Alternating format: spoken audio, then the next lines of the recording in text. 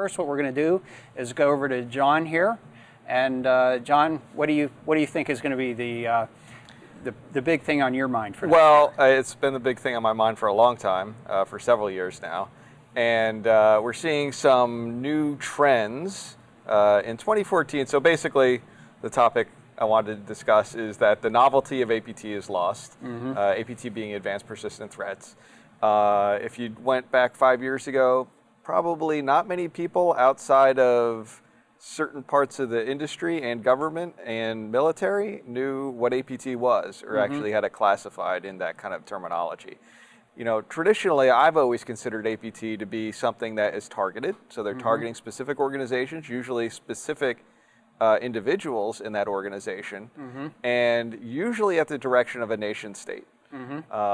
I would say maybe my definition is getting a little more loose. It's getting it's getting fuzzy. And the reason I say that is because we saw some interesting things this year. So not only did we see APT actors, so like in the dark hotel incident, there was certain tools that they used. Now, that was a very specific APT campaign. They would go to hotels. They knew when specific targets that they were interested in were going to check into that hotel, and then they modified the portal for the Wi-Fi at that hotel to deliver malware only to that person. So this is like super highly sophisticated targeting that they were doing.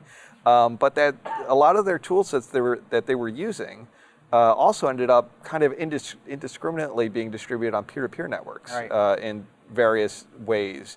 And then on the flip side, we saw some of these malware actors that traditionally do just crimeware type things like Zeus and those actors started to use some of the techniques that APT actors use. So in 2014, we happened to see a particular group of Zeus actors, Zeus being a crimeware toolkit, using weaponized documents like Word documents and PowerPoints as a means to infect users, which was really, prior to last year, the only people doing weaponized, PowerPoints and Word docs were the APT actors that were, the nation state guys going after intellectual property inside targeted things. I guess the long story short, the lines have been fuzzing a lot. There's a lot more awareness now, maybe because those lines have been kind of getting more fuzzed. And we're also seeing, I guess the other thing I wanted to talk about was destructive APT. Thankfully, we haven't seen a lot of it, but we've seen some. And this is where some of my lines have gotten fuzzier. So we saw the Saudi Aramco event. I don't remember when that was. 2012. Was it 2012? Yeah. That was a destructive piece of APT. At the time when the Sony incident occurred, I wasn't quite sure if I wanted to classify that as APT or not. I'm thinking maybe to them, certainly, it probably wasn't APT. It's definitely targeted. Right? It was very targeted, focused activity. It's hard to say whether it was nation-state oriented. Some people say yes, some people say no. Right. But hopefully the destructive types of malware that are, really doing a lot of damage to companies is going to be less common. APTs in general that we've been watching over the past, 10 years or so are really quiet. They get in. They steal intellectual property. They don't want to create a lot of noise. They want to get the information that they want and stay under the radar and stay in for a long time so that they can continue to gain intellectual, strategic information out of that asset that they've, targeted. So anyway. I'd like to just get a little bit philosophical with you here. And, one of the things, just your original point here, I think is very important to really pay attention to. That is this notion that the novelty of APT is lost. And it's almost to the point, and what I relate it to is that the whole notion of malware, that is, that have somebody infect your computer is really a crime. Yeah. And to get to the point where it's just kind of business as usual, that people are willing to accept the fact that their computer's been infected and just, whatever it takes to fix it and get it over with and be done. It doesn't get reported as a crime oftentimes, doesn't get investigated as a crime, not unless it's en masse or there's been significant damage. And it, ultimately that's a resource issue, but to the extent that the APT is becoming so popular, across, lots of targets, lots of investment from whether it be crime groups or nation states, whatever it is, that it gets to the point where we accept it as a part of life, and that becomes a part of the problem. So I guess my fundamental message here is that despite the fact that the novelty is lost, it's not something we should grow to accept. We really have to resist that temptation to the extent that it's possible. It's still very dangerous, especially, like I said, with the destructive stuff. But even still, the theft of intellectual property can destroy business and put it out of business just equally as well, but under the covers where nobody knows it until all is lost. We know certain companies, I'm not going to name names, that have gone out of business because they were targeted by a nation-state actor. Their intellectual property was stolen. It was reproduced in some foreign country. Intellectual property case. Yeah, that was just an intellectual property type thing. Experienced destructive malware and other attributes.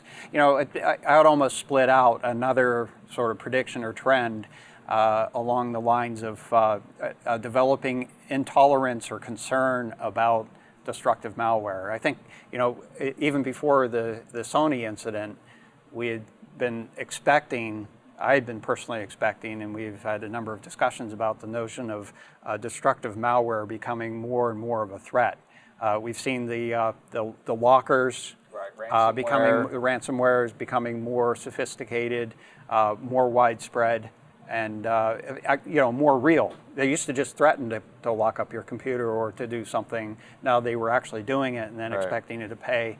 And so as that grows from one angle, from a crime perspective, and then you see these other things that are really targeting businesses and trying to suppress them in a sense, that type of thing, again, it becomes, oh, well, it happened there, then maybe the acceptance of it happening somewhere else becomes more.